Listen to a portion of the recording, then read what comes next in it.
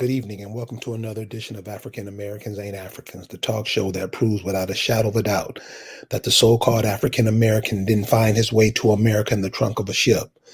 I'm your host, the indigenous one. We about to get this party started, y'all. Tonight, we're joined by Sefuamen Swan, and tonight's program is called Crucial Unrest. And I think we all know what crucial unrest means. You know, you hear people talking about, or people saying that the shit is about to hit the fan. Well, the shit has hit the fan and it's spinning around and the smell is everywhere. And we're going to get in and break down the details on why it's like that and why the majority of people, it's not all people. And matter of fact, it may not even be the majority. It's only what they're telling us. Only telling us what's going on. And if we bite on what they're telling us what's going on, then that's what's going on. So without any further ado, Sefuamen, brother, how you doing? Man, I'm great, man. I'm groovy. Hey, man, the movement is strong, man. Crucial unrest, man. You know, the time is now. I've said it for a long time.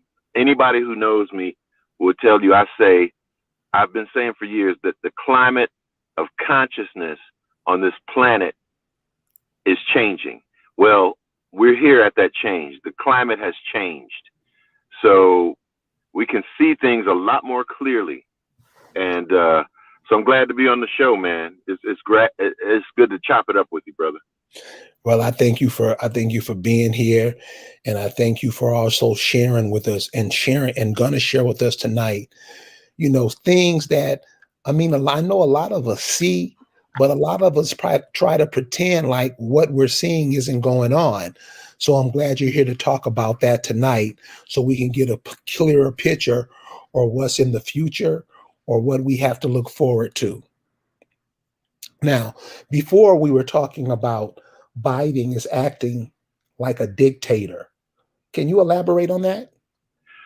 Well, yeah, you know, we were talking about this off air, and one of the things that a lot of people are pointing out is when the president of the United States made a mandate, he signed an executive order that essentially said that any business with over 100 employees was going to have to basically coerce or threaten their employees with taking the jab.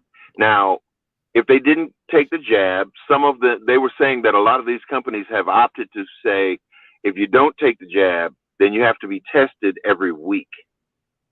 Now, I understand that the test is very uncomfortable, and that's also a way to give people the pathogen. So there's really the fact that he's being a dictator. The dictator thing comes in the understanding that when you go around, you circumvent the Constitution and you tell people that you want them, healthy people. Now, someone like me or you, there's nothing wrong with us. We have no virus, no none of that. But you're going to tell me that you want me to expose myself or allow you to inject in me and really kind of untested. It's not fully tested. They've been testing whatever they say. They've been testing this stuff, but it is still an unproven medicine. And the thing is, people don't know what this is because it doesn't technically fall under the definition of a vaccine.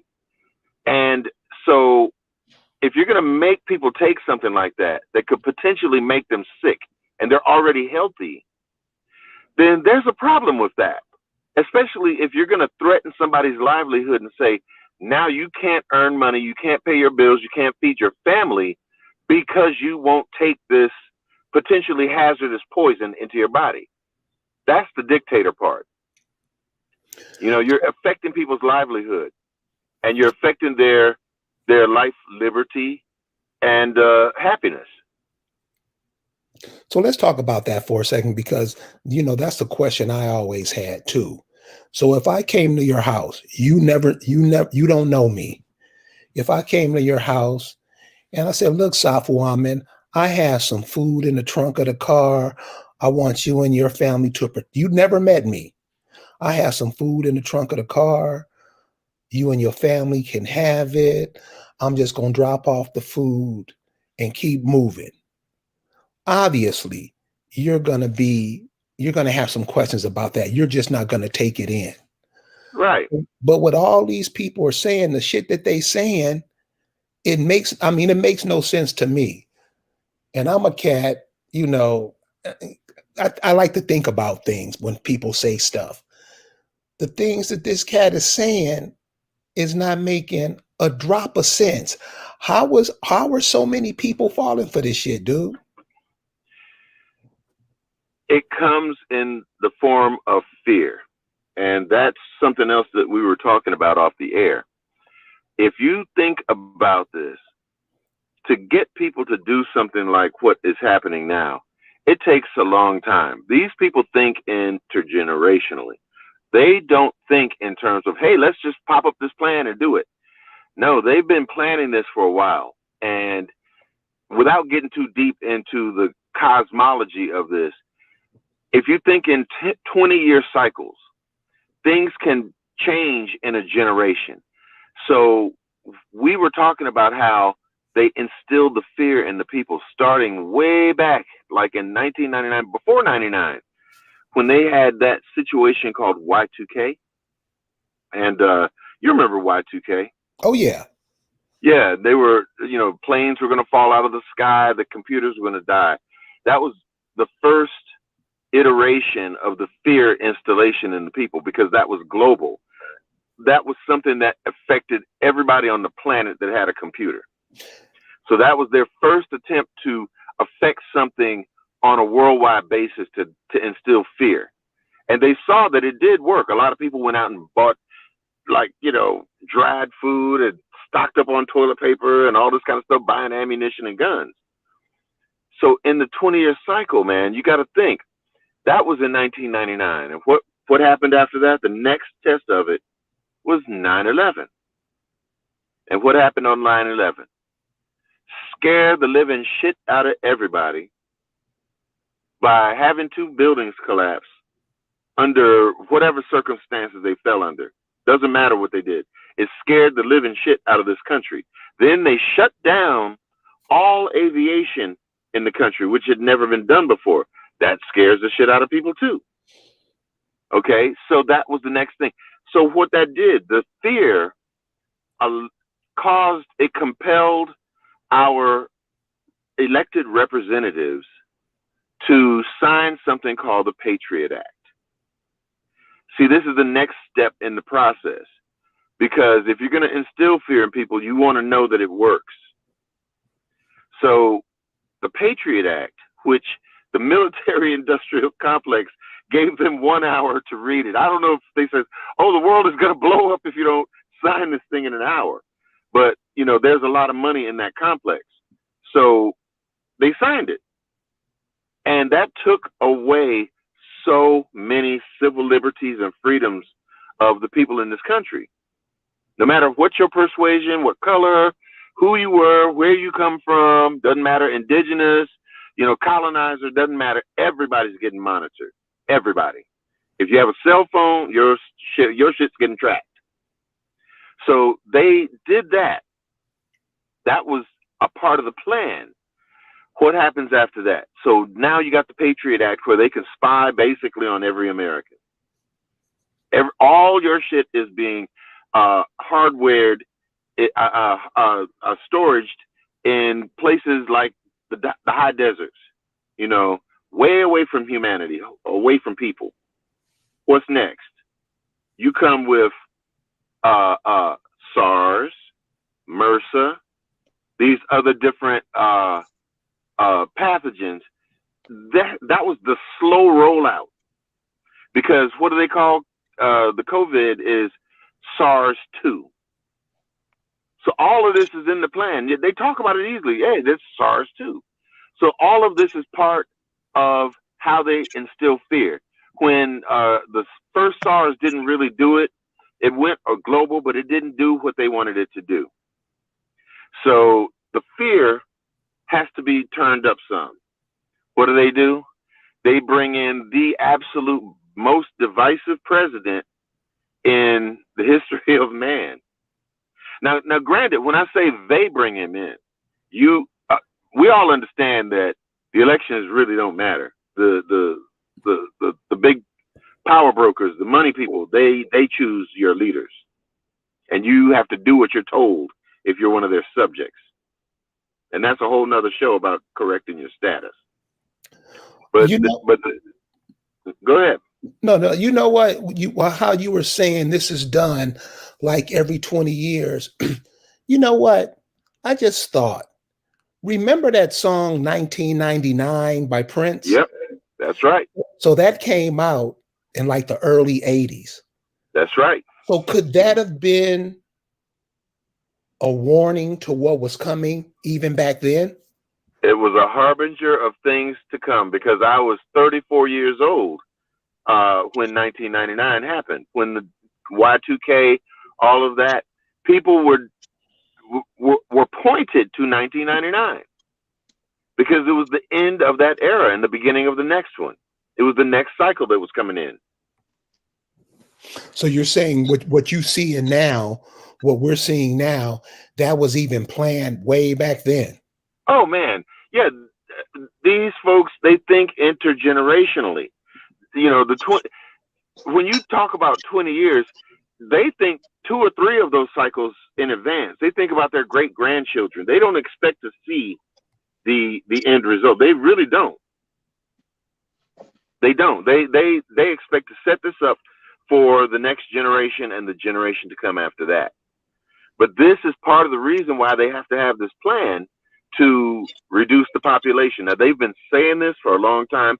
There are videos of Bill Gates of all people, literally on talk shows talking about how we need to reduce the population. Think about it. I mean, he's been on air many times talking about this.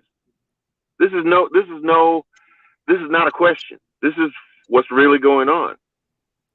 So the fear being instilled when you bring in the most divisive and scariest president, who is actually kind of like a question mark in my opinion, because he's done some things that he's passed some things that followed up on Obama's signing treaties, and he's done some good things. He's not all 100% bad, but the fact is that when you bring in somebody like that and you bring in division and have someone who is stoking the other side, the Albions, when you stoke them up and make racial division in the country, that's the next level of the fear that you bring in. Then you kill George Floyd after you bring in this pathogen. So now here's the quickening of this project. Think about what's happened in the last couple of years. You got the murder hornets, you got pestilence, you've got these diseases coming in all over the place. Think about it. It started years ago, Zika, Ebola, SARS, MRSA, all of this stuff started coming in. So you've got the diseases. Now you've got famines because they can't hardly grow shit out in California anymore because it's drying up and burning up. Hell, they can't grow hardly shit in the East Coast because it's all flooded over. So you got famine, pestilence, you got natural disasters, all these different things. So it's speeding up. It's speeding up. And we've been talking about this. That's what I mean when I say the climate of consciousness has changed. People are looking at this whole situation differently. We've got to manifest differently as a people. And so when we look at these things that are being done and how they are affecting the economy, how we have to get in here and do what we've got to do. Status correction, we got to do a show on that, bro. We got to do a show on that. Brother, I'm ready when you are. Okay, because really, this is really speeding up. We're riding towards that end game. And let me tell you, the indigenous people of this landmass, we are in a very powerful and just, we're in a good position, man. The indigenous people have a spiritual advantage, and that's something else that, we need to consider in this. When they talk about the woke generation, yes, this is what's happening. This is what's happening. The what I call the climate of consciousness changing is what they call the woke folks. I always say this, and people get aghast. They get so they trip out when I say this. But Donald Trump was the best thing that ever happened to the people of color in this country. And everybody wants to say, "Oh my God, why would you say that? Holy shit, what's wrong with you?" Right? And I said, no, he was great because he woke you Negroes up and made y'all start looking at stuff from a totally different perspective. Thank goodness for that. You're right about that. You're right about that. Yeah, he woke people up. There were people that never thought about their culture, their history, their position, their status, none of that shit. Now all of a sudden you got this guy talking about grabbing women by the pussy and shit, and all of this crazy stuff that's coming out of his mouth, and they're like, whoa, hold on, let me look into myself. Maybe we need to look inward. And sure enough, that's a movement now. They thought that they were going to manipulate our movement, man. Buck, when they came out and compromised the Black Lives Matter thing, they didn't realize that we were going to catch wind of that and see what they were doing. They try to compromise all of our groups. Remember back when they infiltrated the Black Panthers with COINTELPRO? Yes. This time they just said, fuck it, we're going to create a brand new entity called Black Lives Matter, and we're going to fill it up with people and just send it out there. So do you guys, are you guys catching these phrases, these catchwords? And like he said earlier, and like the brother said earlier, they do this every generation. They just change the scenery. The people are changed, but they just throw a whole new ideology in there. And we picked up on it, like COINTELPRO, Black Lives Matter. You can hear it when it's said. Yeah. I'm sorry, brother. Go ahead. So when they start to compromise groups like Black Lives Matter, and they start to put them out there, and then other groups want to join in. I got in one of the biggest arguments last year with these people when they put up a Black Lives Matter sign that had a fist that was in rainbow colors. And I said, why would you want to co-opt this for some shit like that? You all have your own mission. Stay over there in your own lane. Why are you coming over here trying to pollute what we're doing? No, you're oppressed. I understand. I get that. But this is something very, very specific. This is very specific. And so, that's how they start to pollute and infiltrate our movements with other factors that will dilute the message of what it was intended to be. I said, look, this is about Black men being killed. What does that have to do with gay people? What does that have to do with any of the LGBT, whatever they call themselves? What does that have to do with that? Don't try to co-opt some other movement. But these are the types of groups that come out and attempt to represent our people, the indigenous people. There are no groups like that are legitimate in my mind if they are supported by certain types of entities. If you're supported by big business, you're the enemy. Because if you accept that, it's like blood money. It really is. Yes. So, we got to have some, remember a couple of years ago, we talked about establishing a new political party? Yes. This falls in line with that because we need something to counteract this fear mongering that's going on and have people to get the right information, because right now, what's going on with the jab, both parties are complicit in this. Both parties are. We talked about the Green Party or the Earth Party or something like that, where it's like, let's keep it real, Right. but this is the sort of thing that we've got to attack. So this 20-year fear cycle, it happened with the crack epidemic. It happened with the sterilization epidemic of the 60s and 70s. This has been, every 20 years, they come up with some new bullshit for us. And we, like the sheeple, fall right in line and do what we're told. And that's bullshit. Yes, Sefuamen, do me a favor. Yo. Can you explain to us, in this 20-year cycle or in this generational cycle, how fear is used to place us where they want us placed? Okay, it's almost like it's a marketing tactic that is used. You begin by introducing a boogeyman. That boogeyman is broadcast all over the airways, is all over the radio, is all in now social media.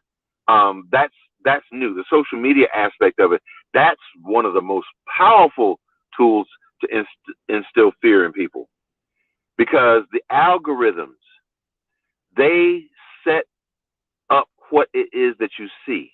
And if you start looking at scary stuff, they're going to send you more scary stuff. And then they call it confirmation bias. You don't want to believe when somebody tells you the truth. You want to believe what you want to believe. And that's what's happening right now. People believe that, oh my God, I'm watching CNN 24 hours a day. I'm looking at how the pundits are telling me what I need to believe. Oh my gosh, everybody's going to die. So now you start calling, if you're one of these sheeple, you start calling your friends and your relatives. Hey, Judy, you need to get vaccinated. You need to go ahead and get that shot. That'll be a no for Judy, because she knows better. She knows, she's cross-referenced, she's looked at other information. If you watch the mainstream media, man, you're going to be convinced that everybody is going to die. And if you don't get the shot, you're going to get that shit and you're going to die. Oh, all the deaths of the people now that are catching COVID, they're all unvaccinated. They're all going to die. Bullshit. Bullshit. That's what I said earlier in the program when I said they don't tell you the numbers of the recovered. What do you mean by that? Think about it. They tell you the number of people that are infected.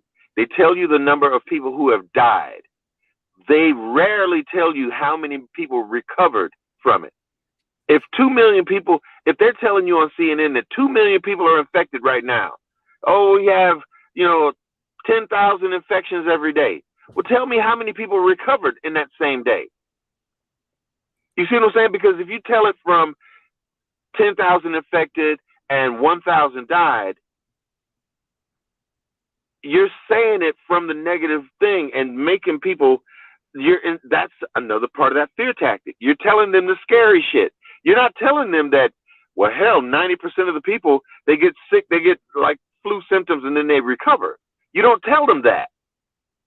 You just tell them the scary shit. That's the fear part. You want to tell people only the stuff that's going to make them comply to what it is that you want them to do. Oh, there's the big bad boogeyman over there. Look, I give you this shot and that boogeyman can't get you. Then you get the shot and says, well, the boogeyman can get you, but, he can't tear your head completely off. He might scratch you up a little bit, but, it'll be okay. You see what I'm saying? It's like that whole bait and switch bullshit.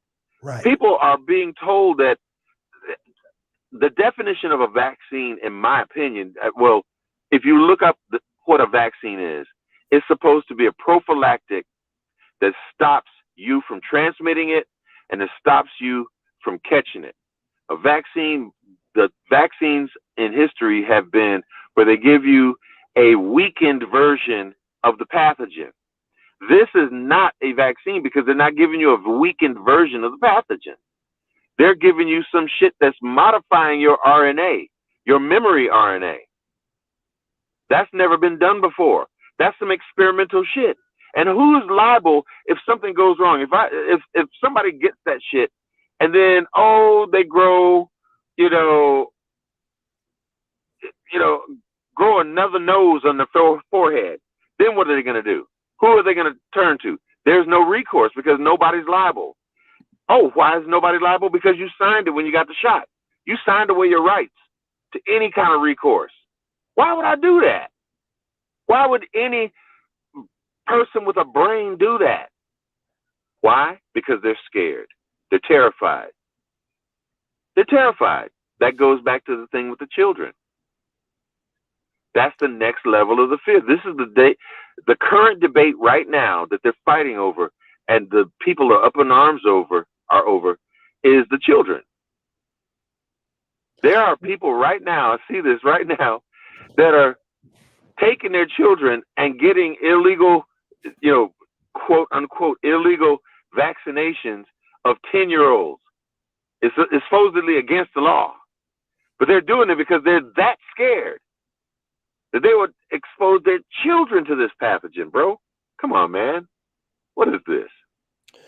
Yeah, so you were talking about, because I'm just thinking back to that Prince song 1999, and I think that song came out in 1982. So this is like, like you say, these people plan this shit, way out, far out. So yes, they do. If this is going on now, what do you think is the children that are born and being brought up now, 5 years old and under, what do you think is going to be like for them in 15, 20 years? Well,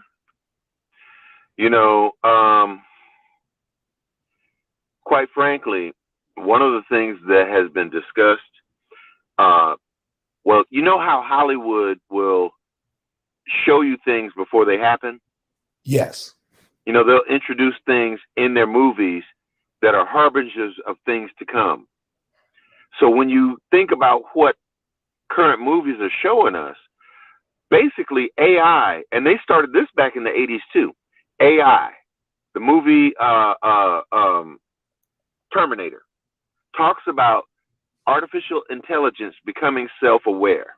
Right. And they want to kill everybody because people ain't shit. In their mind, in the brain, in the computer's minds. Right. Well, fast forward all the way up to today. AI has advanced to that point where they are on the border of becoming self-aware. All of us have gotten that phone call that sounds just like a human being, but it's not. There's something that you catch.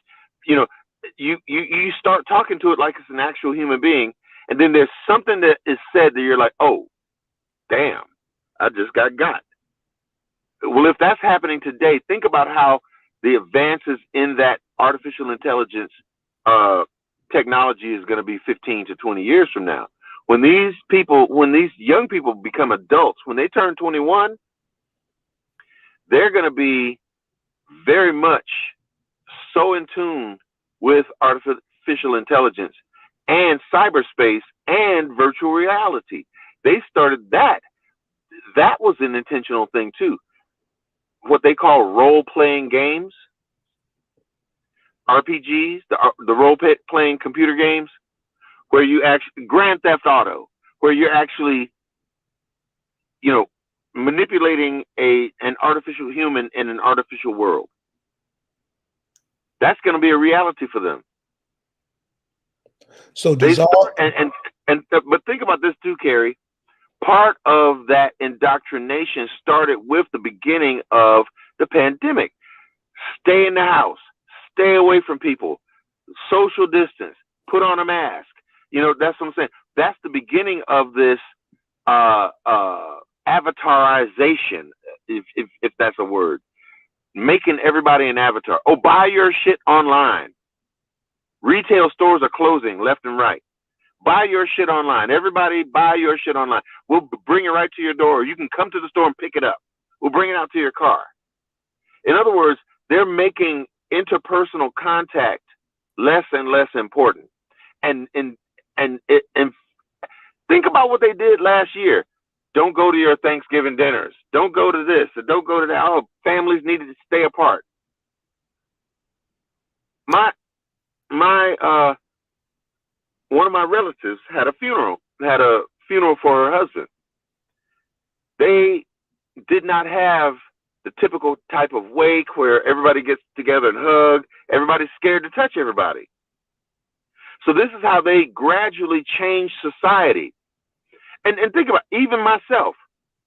Okay, I'm not a fearmonger or anything like that, but you know what? I'm gonna tell you something, Buck. Handshaking for me is dead.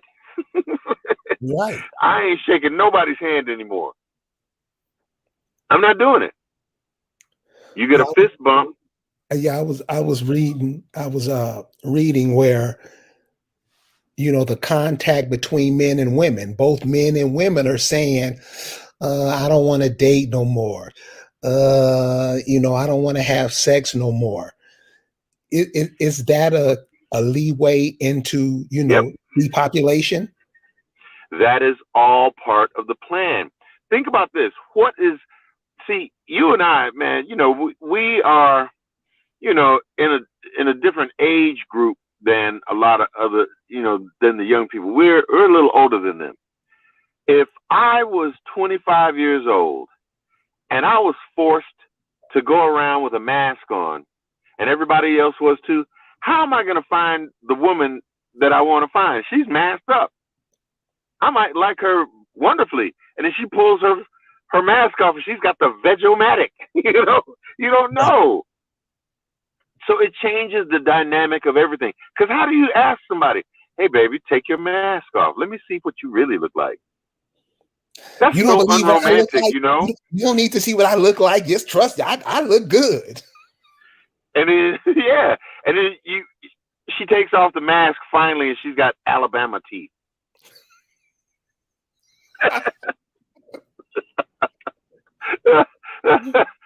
No, but it's changing society gradually as we speak, you know, because think about sporting events.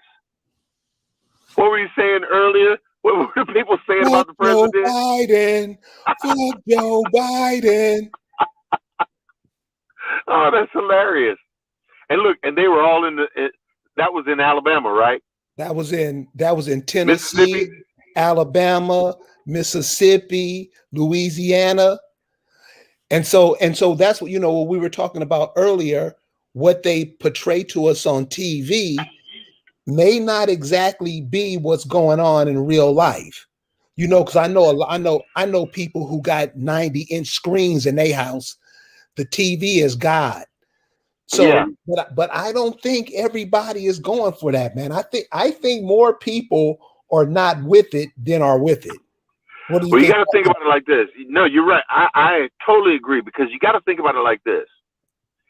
When they started issuing, okay, before the Delta variant came out, the vaccinations had stalled out, right?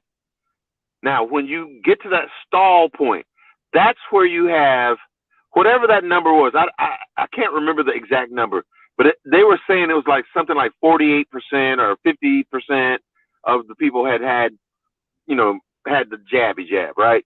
So here's the thing. That right there is the line of demarcation. That other 50, those are the people that were willing and able, and hey, I'll do it. The other 50%, they're like, nah, I'm not really wanting to do that. But then they got pressurized. They started getting pressurized. And the president even said that. Oh, we got to apply pressure to these people to get them vaccinated. We need everybody vaccinated. Like it's a mandate now. But I'm saying the 50% of the people that did not get it when it stalled out, those are the people that were the resistors. A large percentage of them acquiesced. They gave up because they needed to feed their families. They needed to go back to work or whatever the reason was. That's where this pressure is coming in. So they got up to, I think, what are we now, like 75%? And they're saying that that's not good enough. We need more. So now that's when they come out with the mandate saying, New York City did it first, bro. Think about that. A few weeks ago, New York City was the first city in America that said, you can't go to a ball game, a nightclub, a bar, a theater, a movie, none of that shit unless you show them your papers. New York City was the first place to do that. That's what I mean when I say they roll this shit out in slow motion. They let everybody in the country see, hey, we did it there. And, oh, hey, New York's not on fire. And this is a good idea. And they indoctrinate them to show how great New York's doing because they did this. So now they roll this out on a national level with the president leading the charge. Of course, I'm trying to think, was it New Mexico or Arizona? I just heard it a few hours ago. One of those states was the first state to file the federal lawsuit against the administration for the mandates. So everybody said that the lawsuits were coming, but this is what the new reality is, man, that, you know, the government is out of control. They want people to, they want people to acquiesce because they want to control you. They want to know every transaction that you make. Think about this too. Think about this, Buck. What was one of the other things that happened when this happened? Oh, we have a cash shortage, a change shortage. Oh, donate your money to the charities and stuff. This is how they get you to start using digital currency. They get you away from cash by taking away the change. Don't use coins, just use your card. If you got cash, that's problematic. Because that's how they ease you into the digital currency. They started that years ago too. Yeah, speaking of easing, we just lost a brother. He'll jump back on. But speaking of easing, you know, into this type of thinking, there are certain people that's always put in our face to make us think that they're telling us something. An example would be like Eric Snowden. You guys remember this cat, Snowden? And he put out all this information of what the government is doing, how everything is unconstitutional and illegal. He was putting out all these stories. So, yeah. You know, what I was saying, brother, is, you know, with all of this stuff going on, and like you were saying, they always bring up things like Eric Snowden and all these other cats to make us think that they're telling us something. What's up? Right. So, you know, you have these people that are sent in. Everybody remembers COINTELPRO. They send in people that are friendly, that, you know, seem to be so authentic. But they are the Trojan horse. They get in and find the information, and then here come the people. Somebody like Eric Snowden, when I look at somebody like Eric Snowden, I have mixed feelings about it, because especially now today. In the past, I was like, man, Edward Snowden is an American hero. That dude should get a gold medal, right? Because he let us all know. But you know what? That was another part of the fear introduction, to scare the people to think, oh, now the government is watching you. This is something out of Orwell, you know? It's like, okay, Big Brother is watching you. There's nothing you could do about it. And they got you. They did this after they got everybody addicted to smartphones. Think about that. Smartphones came out in 2007. Everybody fell in love with it. It was the most convenient and wonderful thing that they had ever done. Right? They got everybody doing it. And that was during the time when the older people like our age were telling the children, get your head out of that damn phone, right? Now the older people got their heads in the phone. They Jet. got everybody hooked on the phone to the point where y'all didn't see that they slowly started gradually increasing the technology to the point where now your phone is a tracking device. It knows where you are at every time, and they now can listen in on anything that you say, even when you're not on a call. Right. These are listening devices. And listen, this is the funny part to me. I ask people this all the time because I have some friends that say, I don't want to have a cell phone. I don't want to have this technology. This thing is radioactive. I don't want this thing around. And I say, okay, think about this, Buck. Now I'm asking everybody that's listening to us too. If you wake up in the morning, one of the first things that most people do is reach for the cell phone, see what time it is or whatever. If you can't find your cell phone when you first wake up, you're kind of like, hey, where's my phone? You know, it's kind of like that. And most people are like kind of like concerned, like, damn, let me find it. I got calls to make. I got this and that to do, right? So what happens if you have not been able to find your phone 2 hours after you wake up? Most people are in full out panic mode. That's how deep you are in your technology. This is how that electronic leash is around your neck. Because if you can't find your phone, holy shit, I don't know anybody's phone number. Oh gosh, my boss, I got to call him. How am I going to call? I don't have a landline. Oh shit. Think about it. It's a part of your person now. And even those people that say that they don't like cell phones, they're dependent on it too. So that's another leash. So what else has happened with this thing? With this program that they're doing, this COVID-19 certification of vaccination identification 2019. What else is part of that? This is part of that, using the technology. What was one of the first things that happened when this thing came out? It was called the TRACE program. Remember that? Yes. It came right after. The TRACE program came out right after the great toilet paper famine of 2020. You remember that, the great toilet paper famine? Oh, yeah. Okay. So when that happened, when they did that, they started tracking everybody. TRACE is like touch, reach, and contact everyone. That's what it stands for. That's what the TRACE program is. Touch, reach, and contact everyone. This is part of the beginning of this new world order where they trace everything that you do, every transaction that you make.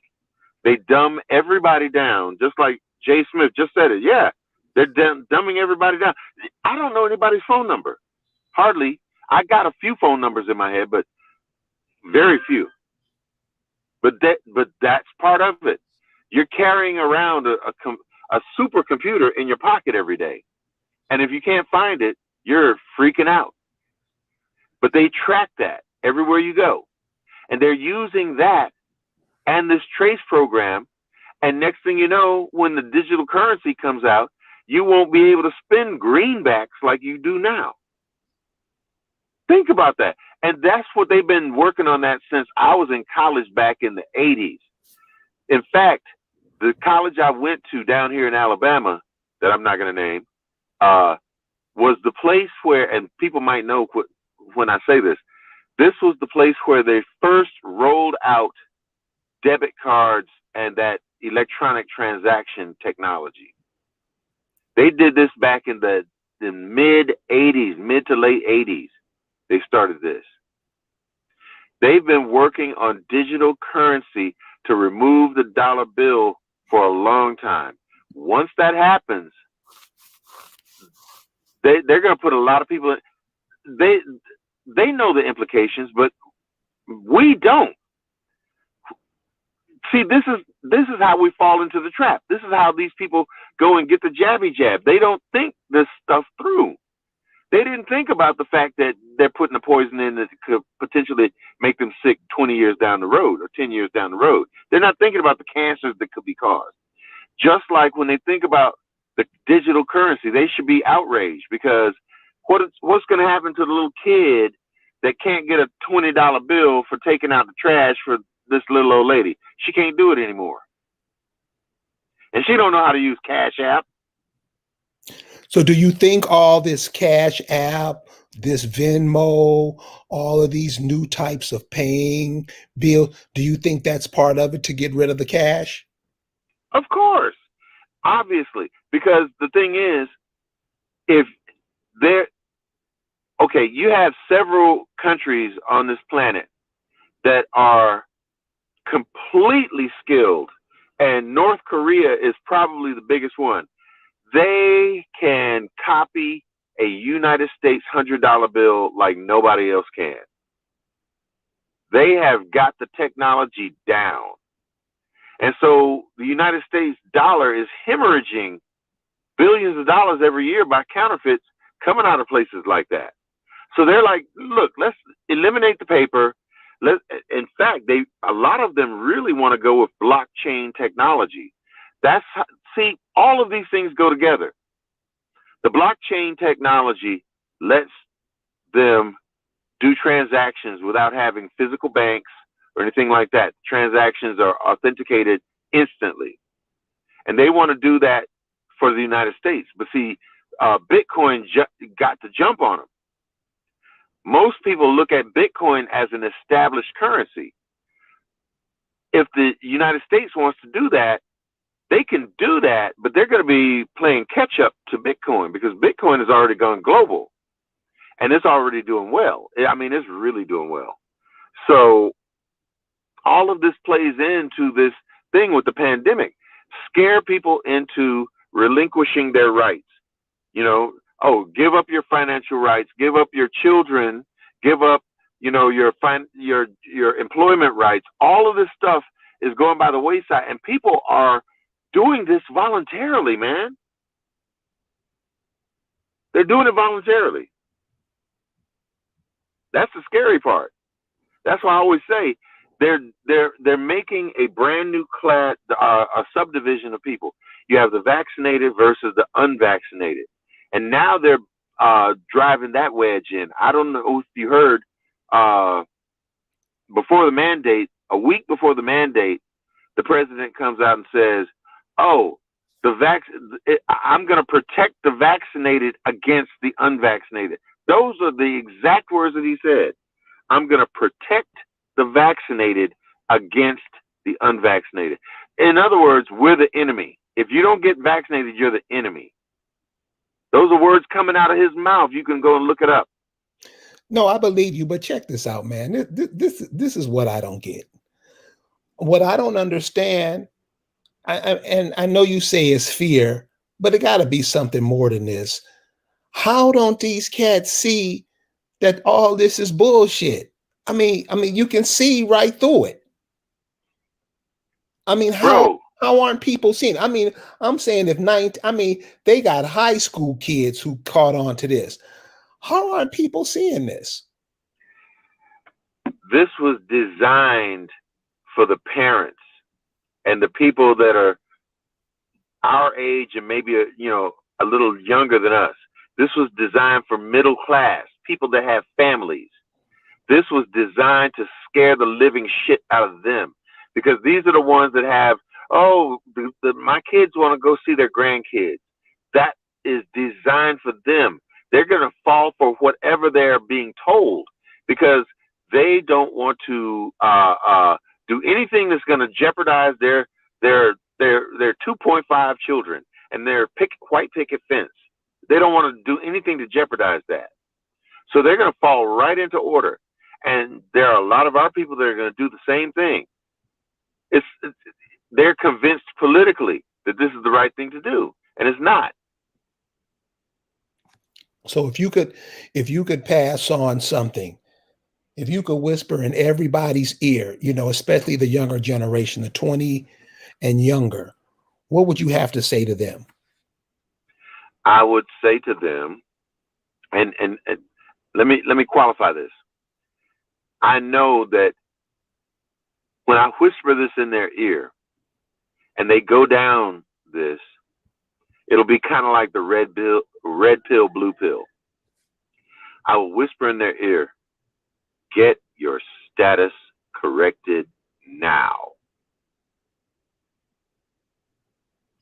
Once you go down the road of getting your status corrected, all of these things that we've been talking about for the last 50 minutes are going to fall right into place. They're good, they'll start seeing the reality of it. They take that red pill and want to learn, or as they say in popular society, woke. Once they're awakened, I don't think there's much turning back. I would tell them, that's what I would say to the young people. Get your status corrected now. Now, for all the people who's in the chat who doesn't quite understand, what do you mean by that? Can you explain that? What, the status correction? Yes. Okay, I will say this to all the people in the chat: you are not black, you are not African American. Once you change your status, you will no longer be considered that by society. Once you are who you really are, an indigenous American, once you understand that you are part of this land, this is your land, this belongs to you, your mind is going to certainly change. So you have to correct your status, or otherwise they're going to look at you as black. If you're looked at as black, all the synonyms that go along with black pertain to you. You're black, you're African American, you're a nigger. That's not what you are. So getting your status corrected means understanding who you are. That's what basically it is. Understand who you are, who your people are, what your landmass is. You know what? We talked about this before, a few years ago. They have convinced these so-called African Americans that they are from somewhere else. They didn't say, hey, you're a Ghanaian American, you're an Egyptian American, you're a Senegalese American, you're an Ivory Coast American. No, you're an African American. That's so general and random. That doesn't mean shit. That doesn't mean shit. Chinese American is always going to be a Chinese American.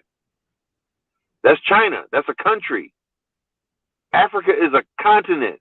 They're basically telling you that you ain't shit, that you're nothing, that you're from some fucking where else. So that's why the term African American, or using the word black or Negro or colored or all that, is bullshit. Pardon my language for getting so harsh at the end of the show, but it is. I get heated when I hear this now. I used to be one of those ones that says, oh, well, I understand that black it pertains to the people that endured Jim Crow and all that. No. I ain't claiming none of that shit anymore. Because I'm from here. And that's what makes us we look stupid, man, when we keep claiming we all these other groups and foreign ideologies, and people will actually lie to their children telling them this bullshit. Right. Exactly. It's damn near criminal, man, that we're breaking our children by telling them this bullshit. Now, thankfully, I grew up in a place where everybody was black, or looked like me, my color. Everybody looked like me. Okay. I grew up in a place where it was a completely indigenous community, where the people that went to school with me that were the colonizers, it was 3 of them, and I remember their names. 3. So that meant that all of the smart kids, the not so smart kids, the kids with money and the kids without money, they all look like me. So I did not grow up with that racism that the people 20 miles away from me grew up with. I grew up, basically, when I was a kid, the place where I grew up was really, truly like Wakanda. It really was when I grew up. It's lost a lot of its luster since then, but it still is our Wakanda. We got to bring it back. But the young people, they need to understand that we're counting on them to take over, when we leave the planet. And this is, I must say this, I don't know if I mentioned this yet, but this is a spiritual movement. This is a spiritual thing. And so we can look at this from the political point of view, the financial point of view, the societal point of view. But at the end of the day, the big picture is this is spiritual.